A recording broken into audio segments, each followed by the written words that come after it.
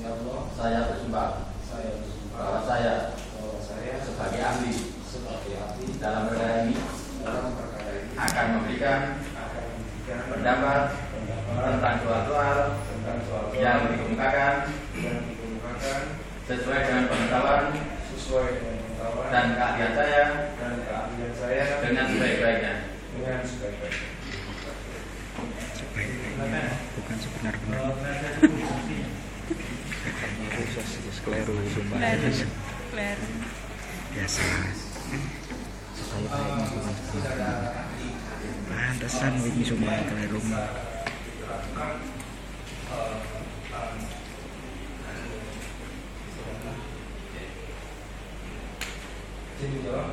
Ya, silakan. Saya adalah ketua program pasca sarjana di Fakultas Hukum Magister Kenotariatan. Saya sehari-hari sebagai dosen pengajar agraria. Sebelum kita hadirkan dalam sidang yang berhormat ini, apakah saksi ahli pernah memberikan kesaksian dalam perkara sebelumnya dalam perkara yang lain? Sering. Apakah pernah juga memberikan kesaksian dalam perkara yang seperti ini? Hampir mirip. Baik, mari untuk selanjutnya.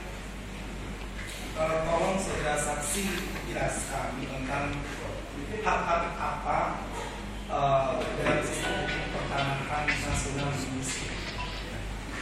Kalau kita bicara hak atas tanah itu diatur di Undang-Undang Pokok. Ada 3 hak. Yang pertama, hak yang bersifat tetap, hak yang bersifat sementara, dan hak atas tanah yang diatur kemudian. Contoh hak atas tanah yang bersifat tetap itu hak milik, hak guna usaha, hak guna bangunan, hak pakai, hak sewa. Kalau hak yang bersifat sementara itu hak sewa atas tanah pertanian. Kalau hak yang diatur kemudian itu namanya hak pengelolaan. Ini ada undang-undangnya nanti yang mengatur sampai sekarang. Kemudian saudara saksi ahli, mohon saudara saksi ahli menerangkan perbedaan pengertian daripada hak milik dan hak guna usaha. Kalau hak milik itu di dalam UPN disebutkan sebagai hak yang terkuat, terpenuh, sehingga bisa diwariskan ke ahli warisnya secara dan tidak ada jangka waktunya. Tapi kalau hak guna usaha, dia adalah hak untuk mengusahakan tapi ada jangka waktu berakhir. Dan di dalam UPN juga dapat diperpanjang. Ya. Terus kaitan dengan hak guna usaha, sehubungan dengan dengan negara itu bagaimana posisinya terhadap pemegang haknya itu hak guna usaha dalam konteks penegakan itu bagaimana? Ya kan itu kan tanah negara. Apakah dia ketika pemegang hak guna usaha memperoleh hak itu, apakah kemudian seolah-olah dia hanya seperti hak milik itu? Apakah hak keperdataannya setara? Beda. Jadi untuk hak guna usaha itu memang hak untuk mengusahakan di atas tanah negara. Oh, jadi hak untuk mengusahakan. Iya. Jadi namanya saja hak guna usaha. Jadi secara akademis disebut dengan hak untuk mengusahakan di atas tanah negara yang dapat diberikan, gitu. Dapat diberikan pengusahaannya itu kepada warga negara Indonesia maupun badan hukum yang berpendidikan di Indonesia. Gitu. Jadi setiap pemegang hak guna usaha itu cuma hak yang melekat dia cuma mengusahakan aja. Oke. Kemudian saudara saksi ahli, tolong jelaskan bagaimana sih syarat-syarat terkait dengan pemegang hak guna usaha? Syaratnya cuma ada 2 sih. Pokoknya subjeknya itu warga negara Indonesia atau badan hukum yang berperan di Indonesia. Cuma itu saja. Jadi siapapun boleh mengajukan permohonan untuk mendapatkan hak ini. Kaitan dengan hak HBB itu dengan apakah ketika dari pemegang hak telah diberikan haknya, kemudian apakah dia itu bisa mengusahakan lagi karena kan ada jangka waktunya. Maksudnya apakah bisa diperpanjang? Iya. Dari sisi teori bisa diperpanjang. Dari sisi yuridis, dari sisi yuridis dapat diperpanjang, dan kewenangan untuk memutuskan diterima perpanjangan atau tidak itu tergantung pada pejabat yang dimiliki itu.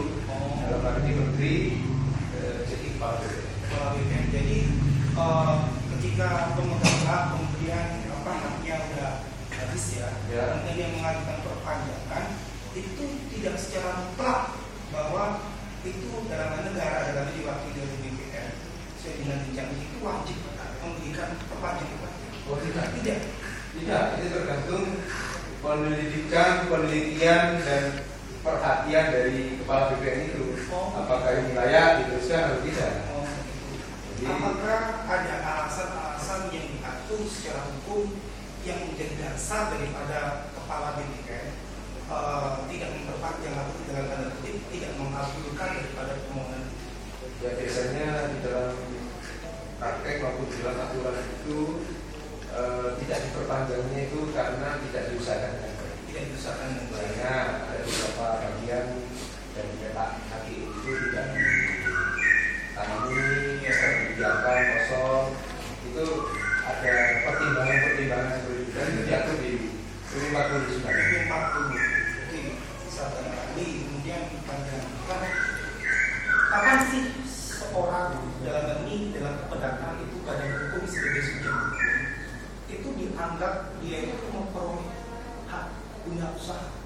Nah, ini yang penting. Jadi ada di dalam PP 40 itu disebutkan hak guna usaha itu terjadi sejak didaftarkan ke kantor pertanahan dalam buku tanah sesuai dengan ketentuan peraturan perundang-undangan PP 40 96 pasal 7 ayat 1. Nah penjelasannya sejak inilah HGU melekat atau lahir. Jadi pihak ketiga. Jadi kalau didaftarkan itu di BPN dia keluar pertama pemerintah bahwa memutuskan dia layak untuk diberikan hak itu sejak itulah. Jadi sejak didaftarkan di kantor pertanahan dan hari ini dan ada bukti berupa sertifikat hak guna usaha itu. Itu untuk apa permohonan tahap baru itu? Untuk permohonan pertama dan perpanjangan sama. Jadi perpanjangan itu buktinya kalau sudah ada penetapan pemerintah yang memberikan satu keputusan bahwa hak itu diberikan kepada yang memohon perpanjangan tadi. Selama sebelum ada perpanjangan itu maka dalam hukum administrasi negara, mohon maaf, kami ulangi majelis. Jadi saya juga mengajar hukum administrasi negara. Jadi izin untuk menjelaskan bahwa di dalam sisi hukum administrasi negara suatu permohonan yang tanda kutip ya dalam pertanyaan penasihat hukum tadi kalau belum disetujui atau ditetapkan oleh pemerintah dalam hal ini kepala BPN yang menyatakan bahwa saudara berhak mendapatkan HGU itu berupa sertifikat itu, maka sebelum itu ya jadi dianggap dia tidak memiliki hak apa-apa. Dalam arti secara hukumnya dia tidak dapat dipredikatkan sebagai orang atau subjek hukum yang menerima hak guna usaha. Seperti itu tepat sekali. Menurut aturannya. Kemudian saudara ahli menerangkan bahwa sehubungan dengan hak guna usaha itu ada permohonan hak kemudian perpanjangan. Itu bagaimana pengaturan jangka waktunya? Pengajuan perpanjangan itu ada tenggatnya. Itu Menunjuk untuk jangka waktu bilangnya haknya yang kami maksud. Pada saat permohonan hak HGU pertama itu jangka waktu yang bisa diberikan kepada pemohon berapa? Di PP-nya sekitar sampai 25 tahun atau 35 tahun dan dapat diperpanjang. Kemudian bahwa kaitan dengan hak guna usaha, apakah ada dasar yang menjadi pembenar bahwa hak guna usaha itu dapat hapus? Dapat hapus. Ada di PP 40 dari pasal 3. hapus karena jangka waktunya berakhir. Jangka waktunya berakhir. Ya. Ada karena ditelantarkan. Ada berapa poin? Ada 7 poin. Oke, kemudian begini saudara saksi, kalau jangka waktunya itu habis ya, berakhir, itu secara yuridis bagaimana status tanahnya? Baik, ada satu buku yang ditulis oleh Profesor Dr. AP Palintunan ini jadikan rujukan bagi para pengajar akademia maupun mahasiswa hukum, yaitu ini. Di dalam penjelasan pasal 32, yaitu mengenai syarat-syarat pemberian hak dan alat pembuktiannya, maka gini, hak guna usaha ini harus didaftarkan agar memberikan kepastian. Jadi sepanjang itu belum didaftarkan dan belum memiliki sertifikat HGU, maka sebagai alat pembuktian yang kuat ada dua hal, yaitu bisa ditetapkan dia memiliki hak, atau bisa juga berakhir dia tidak memiliki hak. Kalau itu yang pertama. Nah, kalau itu sudah berakhir, jadi jika hak itu berakhir, maka tanah itu otomatis menjadi kembali tanah yang dikuasai oleh negara. Bisa dicek. Jadi secara yuridis ya itu berarti tanahnya, kita bicara tanahnya. Tanah itu seperti hak yang sebelumnya melekat di harga itu ketika habis itu langsung demi hukum jadi benar. Apakah diperlukan instrumen hukum lainnya, entah SK atau lainnya yang mengatur itu berarti berlaku langsung dihukum ini? Apabila gini, jadi logika hukumnya ini, apabila pemilik HGU pertama melakukan perpanjangan belum disetujui sampai berakhirnya masa itu, iya, maka langsung seketika, misalnya sekarang tanggal berapa? Tanggal 15. Tanggal 15 September 2014, maka tanggal besoknya itu sudah kembali otomatis menjadi tanah yang dikuasai oleh negara. Walaupun daripada pemohonnya itu mengajukan permohonan perpanjangan, walaupun kecuali perpanjangan yang dimohonkan oleh pemilik lama itu disetujui, ada surat keputusan disetujui oleh kepala BPN, maka kembali lagi ke dia. Ya, tapi sepanjang itu tidak disetujui, maka otomatis sejak tanggal berakhirnya itu menjadi tanah yang langsung dikuasai oleh negara. Oke, apakah kaitan dengan perpanjangan hak itu, apakah ketentuan yang mengatur daripada permohonan hak itu sudah berakhir wajib mengajukan permohonan? Apakah ada pengaturan seperti itu? Ya, ini ada dua pendapat. Ada yang menyatakan bahwa secara hukum itu ada tenggang waktu 2 tahun. Misalnya habisnya 2014, maka 2012 minimal dia harus mengajukan izin. Tapi ada juga pendapat yang menyatakan selama jangka waktu tenggang 2 tahun itu dia boleh mengajukan perpanjangan izin. Misalnya gini, berakhir tanggal 15 September 2014. Si pemilik lama tanggal 14 September 2014 dia bisa nanti mengajukan perpanjangan. Jadi ada dua pendapat. Dan itu benar semua menurut saya.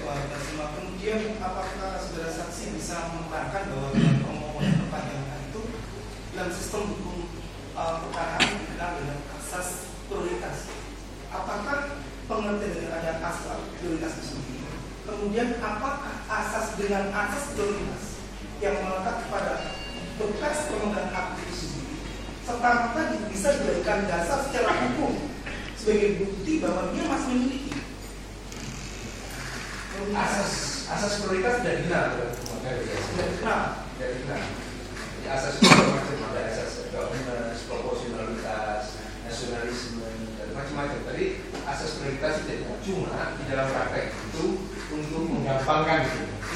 Untuk menggampangkan bahwa sebenarnya pemilik lama itu diberikan hak untuk mengajukan lagi gitu. Tapi dengan syarat-syarat. Ada beberapa syarat itu. Dengan waktu yang bertahun-tahun juga. Iya. Ini syarat-syarat itu dipenuhi. Tetapi keputusan akhir ada pada pemerintah, jadi kepala BPN. Apakah dia tetap memberikan prioritas kepada pemilik lama atau kepada pemohon hak baru? Jadi katakan ada suatu tanah perkebunan atau suatu tanah yang didekati dengan hak guna bangunan atau hak guna usaha, kemudian dan karena itu jangka waktunya mau habis, berarti selain daripada pemegang haknya ini yang jangka waktu mau habis, apakah pihak ketiga atau badan hukum lainnya persoalan bisa mengajukan permohonan hak terhadap objek ini? Sangat bisa gitu. Karena sama warga negara kan berasal dua syaratnya. Dia warga negara Indonesia, badan hukum yang berkedudukan di Indonesia. Biasanya, tapi memang ada, bukan di dalam KUHP itu kalau berdata boleh ada namanya hak privilege. Hak privilege itu hak istimewa. Nah, hak asas prioritas itu sebenarnya nggak di situ. Dia tidak termaktub di dalam satu ketentuan undang-undangan. Cuma biasanya ya apa ya istilahnya sebagai penghargaan lah kepada pemilik lama ini untuk bisa mengajukan, karena mungkin modalnya belum kembali. Dan itu kan juga dia kan menanam tanaman keras itu kan ada jangka waktunya ya, mungkin juga. Tetapi itu tidak menjadi satu patokan bahwa dia adalah yang paling berhak untuk mengajukan kembali gitu. Masih ada warga negara lain yang bisa, karena di situ dituliskan di PP 40 itu dapat diperpanjang kembali. Artinya dapat ya terserah BPN mau di ACC atau tidak, terserah BPN. Jadi setelah masa berakhirnya hak itu, katakan dari si pemohon haknya itu mengajukan permohonan, permohonan tapi belum sempat ada persetujuan atau keputusan dari Kepala Badan Pertanahan Nasional yang berkompetensi untuk itu memberikan SK perpanjangan. Jadi itu secara hukum apakah dari si bekas pemegang HGU-nya itu masih bisa diperlakukan secara hukum dan itu mengikat kepada seluruh masyarakat bahwa dia adalah pemilik. Tidak. Kemudian apabila kemudian ada suatu tindakan, entah itu pengalaman, entah itu pemanfaatan, ya kan? Apakah diperlukan izin daripada si dia? Ternyata yang statusnya dengan penegak. Maksudnya pemilik yang lama itu sudah berakhir. Iya. Sudah berakhir, memperpanjang tapi belum ada putusan dari BPN untuk memberikan hak haji. Ya. Itu kan langsung ke ini, kita harus melihat statusnya dulu. Iya. Berarti status tanahnya itu kembali ke negara. Jadi tidak ada kaitan dengan pemilik lama ini sudah. Jadi di situ, jadi negara yang menguasai. Jadi di situ ketika penanaman itu, apakah wanita, apakah mohon maaf dari subjek hukum lainnya itu memerlukan izin kepada bekasnya? Apakah dia harus datang ke dia, Pak, aku minta izin, aku mau menanam ini? Apakah secara hukum itu dibenarkan? Tidak ada. Jadi secara ketika hal itu sudah berakhir, maka demi hukum itu tanah menjadi ke negara. Tanah itu langsung dikuasai negara. Menjadi tanah negara. Kemudian kepada bekas pemegang haknya, selama dalam hal dia mengajukan permohonan, selama SK perpanjangannya ataupun pembahasan itu tidak atau belum diberikan oleh BPN, itu dia dianggap tidak berhak atas hal itu. Betul. Berarti tindakan orang lain yang melakukan terhadap objek itu tidak diperlukan persetujuan. Tidak. Kemudian saudara ahli,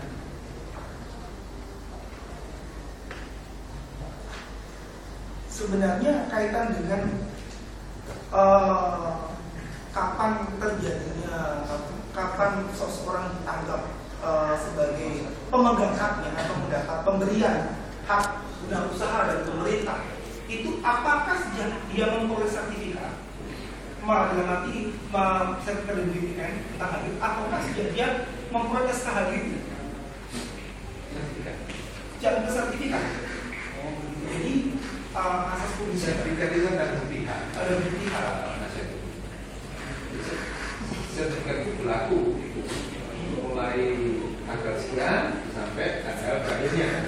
Tapi itu berbeda dengan sertifikat hamilir ya.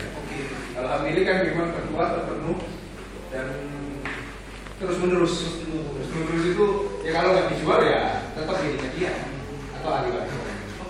Kemudian apakah dalam apa?